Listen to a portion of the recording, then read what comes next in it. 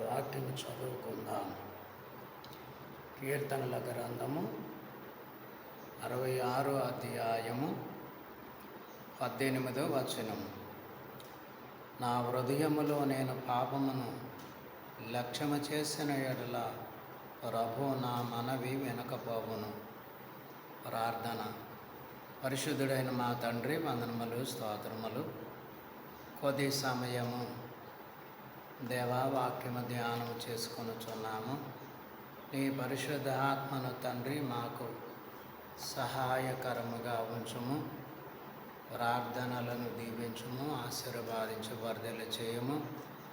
ఈ వాక్యము విను వారందరికీ ఆశీర్వాదకరముగా ఉన్నట్లు కార్యమును దీవించమని యేసు నామమున వేడుకొనుచున్నాం పరమ తండ్రి, ఆమేన్. ప్రభువు తన వాక్య శక్తితో మిమ్మలను దీవించును గాక, ఆమేన్. ప్రభునందు ప్రియులారా, ప్రార్థన గనక మనము హృదయపూర్వకముగా ప్రార్థన చేయవలెను. ఎట్లు ప్రార్థన చేయవలెను అనగా, మనము చేసే ప్రార్థన గనక విసుగు కొనక నిత్యము ప్రార్థన చేయవలెను. విసుగుకుంటూ ప్రార్థన చేస్తే, విసుగుకుంటూ దేవుడి దగ్గరికి వస్తే, విసుగుకొనుచు దేవుని వాక్యము చదివిన, విసుగుకొని మోకరించిన, విసుగుకొని దైవ కార్యములలో పాలు పొందిన ఆశీర్వాదము పొందుకోలేము. గనక విసుగు కొనకుండా నిత్యము ప్రార్థన చేయవలెను. విసుగు కొనటం వలన మన ప్రార్థన నెరవేర్పు రాదు. గనక విసుగు కొనక ప్రార్థన చేయవలెను. ఇది మహా గొప్ప ఏర్పాటు, దేవుని వాగ్దానము. గనక విసుగుకుంటూ ఏ పని చేసినా కానీ అది సంపూర్తిగా కాదు. విసుగుకుంటూ ఏమి విన్నా కానీ అది మన గ్రహింపులోనికి రాదు. విసుగుకొనుచు మనము ఏమి తలంచినా కానీ ఆ తలంపులు మనకు సంపూర్ణమైనవిగా కనిపించవు. గనక దేవుని వాగ్దానమును బట్టి విసుగు కొనకుండా దేవుని సన్నిధికి రావలెను. విసుగు కొనకుండా వాక్యము చదవవలెను. విసుగు కొనకుండా మోకరించాలి. విసుగు కొనకుండా ప్రార్థన చేయవలెను. గనక అప్పుడు మరి సంపూర్ణముగా దేవుడు నెరవేర్పించును. వాక్య భాగము లూకా సువార్త 18వ అధ్యాయము 1వ వచనము. గనక విసుగు కొనుచు ప్రార్థన చేయకూడదు. విసుగు లేకుండా, విసుగు కొనకుండా ప్రార్థన చేయవలెను. 2వ అంశము, ఎడతెగక ప్రార్థన చేయటం. గనక ఎడతెగకుండా ప్రార్థన చేయవలెను అని మరి 1 దెస్సలోనికైలకు రాసిన పత్రిక 5వ అధ్యాయములో 16వ వచనమునందు ఈ వాక్య భాగమును మనము చదువుతున్నాం. ఒకసారి వాక్యమును చూసుకుందాం. 1 దెస్సలోనికైలకు రాసిన పత్రిక 5వ అధ్యాయము 16వ వచనము. ప్రతి విషయమునందును కృతజ్ఞతాస్తుతులు చెల్లించుడి. ఎలాగు చేయుట యేసు క్రీస్తునందు మీ విషయములో దేవుని చిత్తము. గనుక విసుగు కొనకుండా ప్రార్థన చేయడము. గనక ఇది మానవ జాతి. గనక అందరికీ దేవుని వాగ్దానమును బట్టి నెరవేర్పులోనికి వచ్చినట్లుగా మనం చూస్తున్నాం. గనక విసుగు కొనకుండా కాక ఎడతెగక, అనగా కష్టం వచ్చినా, నష్టం వచ్చినా, బాధ ఉన్నా, ఇబ్బందులున్నా ఎడతెగక అది సమయమైన అసమయమైన గనక ఎప్పుడైనా సరే ప్రార్థన చేయక మానకూడదు. గనక ప్రార్థన చేస్తూనే ఉండాలి. అది ఎడతెగక ప్రార్థన చేస్తూ ఉండాలి. గనక ఎడతెగక ప్రార్థన చేయడం వలన దేవుడు పరిశుద్ధాత్మ ద్వారా మిమ్ములను దీవించును. గనక వారు ఎడతెగక ప్రార్థన చేయుటయందు మరి నిత్యమును నీ దేవుని సహవాసములో ఉండిరి. గనక శిష్యులు ఎడతెగకుండా ప్రార్థన చేయడం వలన వారు గొప్ప వాగ్దానములు పొందుకున్నారు. గనక ఎడతెగక ప్రార్థన చేయుచుండవలెను. గనక ప్రార్థన మానకూడదు. ప్రార్థన మానేస్తే ఆత్మీయ జీవనము మరి వృద్ధిలోనికి రాదు. ఎడతెగక ప్రార్థన చేయటం వలన ఆశీర్వాదములు కలుగును. అపోస్తల కార్యములు 1వ అధ్యాయం 14వ వచనం. వీరందరూ వీరితో కూడా కొందరు స్త్రీలను యేసు తల్లి అయిన మరియయు ఆయన సహోదరులను ఏక మనస్సుతో ఎడతెగక ప్రార్థన చేయుచుండిరి. గనక ఎడతెగక ప్రార్థన చేయుచుండిరి. శిష్యులు సహోదరులు మరి 120 మంది ఏక మనస్సుతో ఎడతెగక ప్రార్థన చేయుచుండిరి. గనక మనమును ఎడతెగక ప్రార్థన చేయుచుండు వారై ఉండవలెను. ఎడతెగక ప్రార్థన చేద్దాం. ఎడతెగక ప్రార్థన చెయ్యండి. 3వ అంశముగా చూస్తే కృతజ్ఞత పూర్వకముగా ప్రార్థించుట. కృతజ్ఞత కలిగి ప్రార్థించుట. గనక కృతజ్ఞత కలిగి ప్రార్థించుట వలన దేవునికి మనము గొప్ప ఆశీర్వాదకరము దేవుని ఎదుట మనం పొందుకుందుము. గనక మరి ఫిలిప్పీలకు రాసిన పత్రిక 3వ అధ్యాయము 6వ వచనములో ఎలాగున సెలవిచ్చిన ప్రభు. గనక 6వ వచనములో చూస్తే ఎలాగున ఆసక్తి విషయము సంఘమును హింసించువారన్నై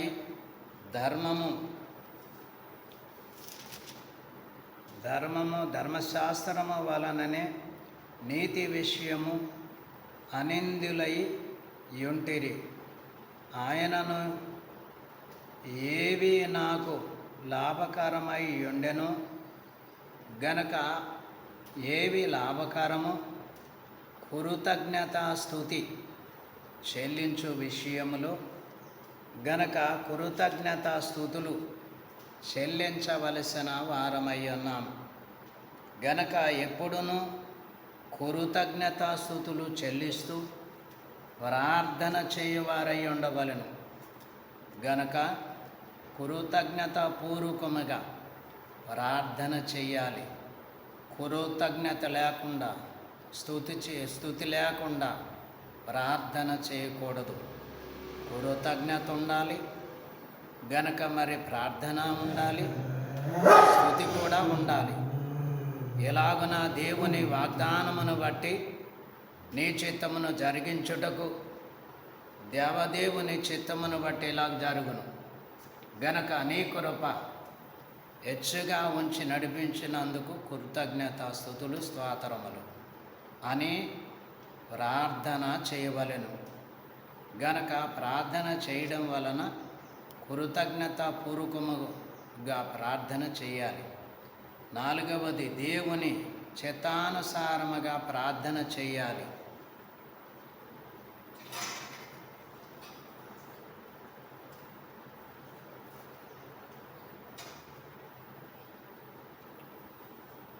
దేవుని చిత్తానుసారముగా ప్రార్థన చేయాలి.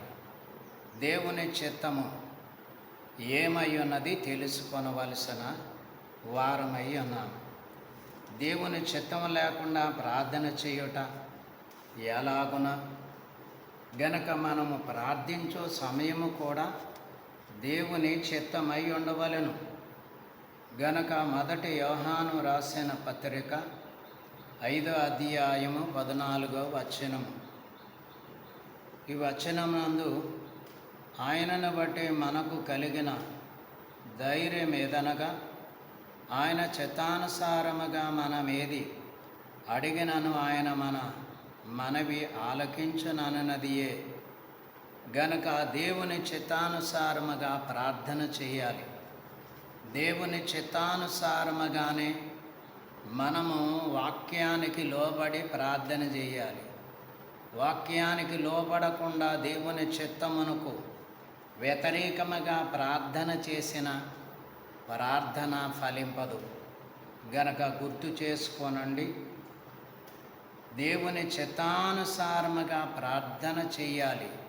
ఇది దేవునికి ఇష్టము, గనక మనకును ఆశీర్వాదకరమై ఉన్నది. 5వదిగా చూస్తే, గనక దేవుని ఏర్పాటును బట్టి సిద్ధపరచుకున్న ప్రార్థన. గనక దైవ మందిరానికి వెళ్ళినప్పుడు మనము కొన్ని ప్రార్థన అంశములను సిద్ధపరచుకుందుము.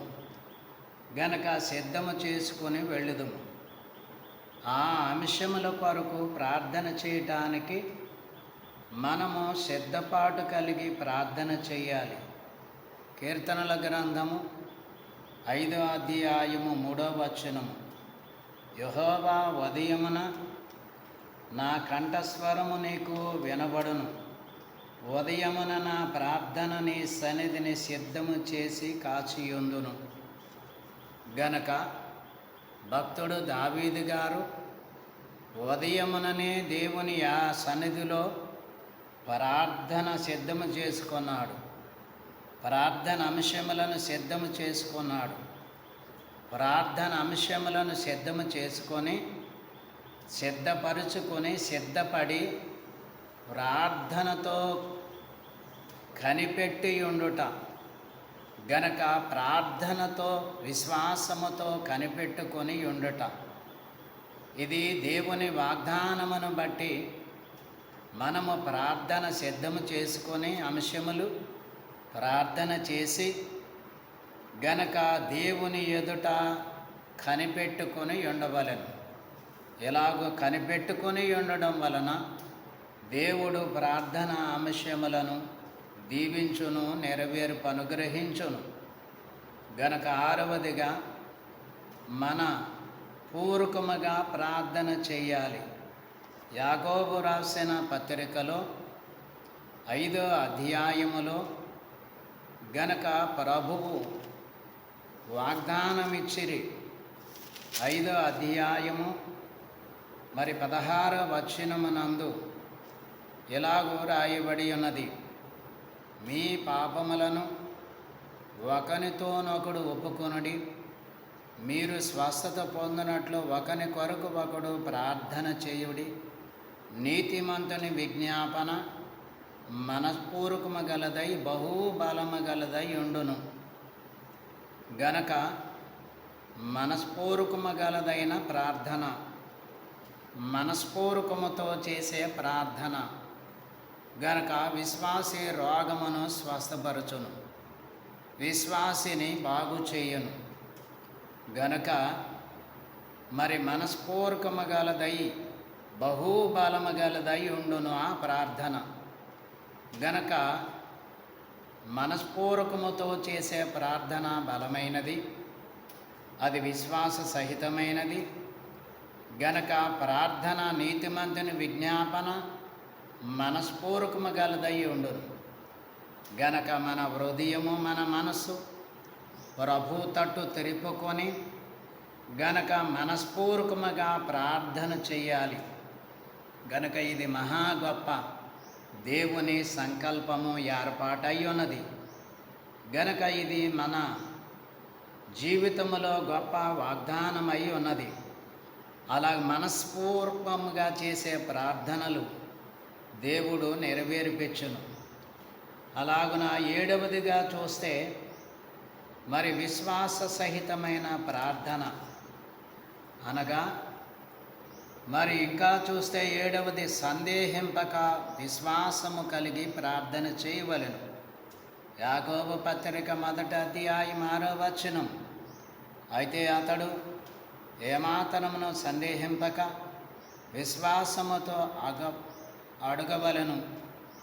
సందేహించువాడు గాలి చేత రేపబడి ఎగిరిపడు సముద్ర తరంగమును పోలియుండును. గనుక సందేహింపక విశ్వాసముతో అడగవలెను. సందేహముతో దేవుని సన్నిధికి వచ్చిన, సందేహముతో దేవుని వాక్యం విన్నా, సందేహముతో ప్రార్థన చేసిన, సందేహముతో ఏ పని చేసినా కానీ అది సఫలీకృతము కాదు. గనక మనము సందేహింపక విశ్వాసముతో అడగవలెను. సందేహించువాడు గనక గాలిని పోలిన గాలి మాటలు కలిగిన వాడై ఉండును. గనక మనము గాలి మాటలు కలిగిన వారుగా ఉండకుండా సందేహింపక ప్రార్థన చేయువారై ఉండవలెను. గనుక మరి ఒక వాక్య భాగము చూస్తే యోహాను మత్తయి వ్రాసిన సువార్త 21వ అధ్యాయము 28వ వచనమునందు ఎలాగూ రాయబడి ఉన్నది. మీకేమీ తోచుతున్నది? ఒక మనుషునికి 2 కుమారులు ఉండిరి. అతడు మొదటి వాని యొద్దకు వచ్చి, కుమారుడా, నేడు పోయి ద్రాక్ష తోటలో పనిచేయమని చెప్పగా వాడు పోను అని ఉత్తరమిచ్చాను. గాని పిమ్మట మనసు మార్చుకొని పోయాను. గనుక మరి సంసిద్ధము లేనటువంటి మనసు, సందేహముతో కూడినటువంటి మనసు కలిగిన వాడు ఆ పని చేయలేకపోయాను. అలా చేయలేకపోవడం వలన గనక ఆ పనికి ప్రతిఫలము మనము పొందుకొనలేమని దేవుని ఏర్పాటు వాగ్దానమును బట్టి మనం గ్రహించవలెను. అలాగే ఎఫెసీ పత్రికలో 8వదిగా చూస్తే గనక ఆత్మ ఖడ్గము ధరించుకొనుట కొరకు ప్రార్థన చేయాలి. ఆత్మ బలము కొరకు ప్రార్థన చేయాలి. ఆత్మ శక్తి పొందుకొనుటకు ప్రార్థన చేయాలి. గనక పాపమును జయించుట కొరకు ప్రార్థన చేయాలి. దేవుని ఆత్మశక్తి పొందుకునే వరకు ప్రార్థన చేస్తూనే ఉండాలి. దేవుని ఆత్మ ఖడ్గము గనక ధరించుకునే వరకు, ఆ వాక్య భాగము వరముగా ధరించుకునే వరకు ప్రార్థన చేస్తూనే ఉండాలి. గనక ఆత్మ ఖడ్గము ధరించుకొనుట కొరకు ప్రార్థన చేయాలి. ఎఫెసీయులకు రాసిన పత్రిక 6వ అధ్యాయము 17వ వచనం. మరియు రక్షణయును శిరస్త్రాణమును దేవుని వాక్యమును ఆత్మ ఖడ్గమును ధరించుకొనుడి. గనక ఆత్మ ఖడ్గము ధరించుకొనుట కొరకు ప్రార్థన చెయ్యాలి. గనక ఆత్మ ఖడ్గము రోగముల నుండి, బాధల నుండి విడిపించినదయ్యున్నది. దేవుని వాక్యాశక్తి ప్రభావము ఎంత గొప్పది! గనక ఆ ప్రభావము మనం పొందుకొనుట కొరకు ప్రార్థన చేయవలెను. ఆత్మ ఖడ్గము ధరించుకొనుట కొరకు ప్రార్థన చేయవలెను. అలాగే రోమా పత్రిక 8వ అధ్యాయము 26వ వచనములో, అటువలి ఆత్మయు మన బలహీనతను చూచి సహాయము చేయుచున్నాడు. ఎలయనగా మనము యుక్తముగా ఎలాగ ప్రార్థన చేయవలనో మనకు తెలియదు కానీ, ఉచ్చరింపశక్యము కాని మూలుగులతో ఆత్మ తానే మన పక్షముగా విజ్ఞాపనము చేయుచున్నాడు. గనక పరిశుద్ధాత్మ తండ్రి మనకు ప్రార్థన చేయుటకు మనకు శక్తి లేదు గనక, ప్రభువే తన శక్తినిచ్చి, గనక తన బలాన్నిచ్చి ఆత్మశక్తితో నింపుట కొరకు మన పక్షముగా పరిశుద్ధాత్మ తండ్రి మూలుగుతూ విజ్ఞాపన చేయను. ఈ వాక్య భాగం వినువారెల్లరికును ఆశీర్వాదకరముగా ఉండును గాక. ఆమేన్. ప్రభు మిమ్మలను దీవించును గాక. ఆమేన్.